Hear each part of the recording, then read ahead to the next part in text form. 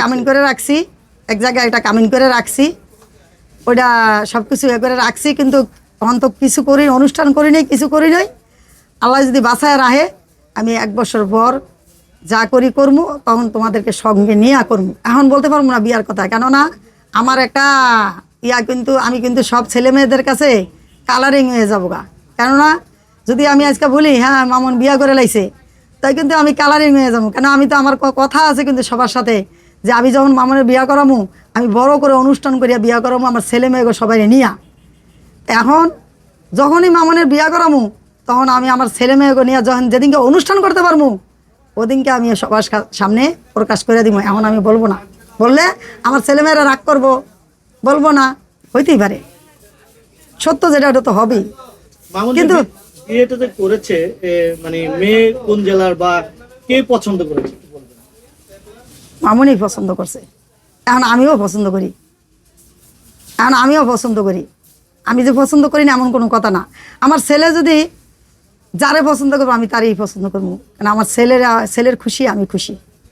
তবে আমার ছেলে যে বিয়া করছে এটাও ঠিক আছে, কিন্তু আমি এখন আপনি করবেন কি করতে পারেন, আপনি বলেন না কেন সরাসরি।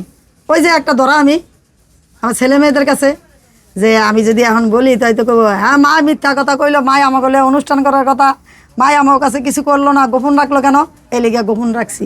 যেদিনকে অনুষ্ঠান করব ওদিনকে মনে করে একেবারে সবাই নিয়ে করবো, ওদিনকে করবো বাবা এই যে বিয়া করছে মামুন, তখন বউ আইনা সরাসরি দেখাবো। এখন তো বরাবর সরাসরি দেখাই নেই।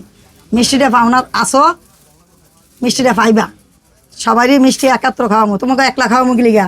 তুমি আমার কি কোলের আর যেগুলো আছে এগুলো কি আমার ফিডের না? সবগুলো আমার বুকের দন, সবারই আমি একত্র খাওয়াবো ইনশাল্লাহ। না আমি এটা খাবো না, এটা আমি খাইতাম না। আমি খাওয়াবো না, খাইতাম না। কেন না, তখন আমি তোমার কাছে ধরা খাইয়া যেতাম, খাইয়া যাবো যে মা খাওয়াইতালো না, আমি খাওয়াইলাম না কেন? আমি তোমারটা খাবো, আমি খাওয়াবো মা হইয়া ছেলে মেয়ে গো।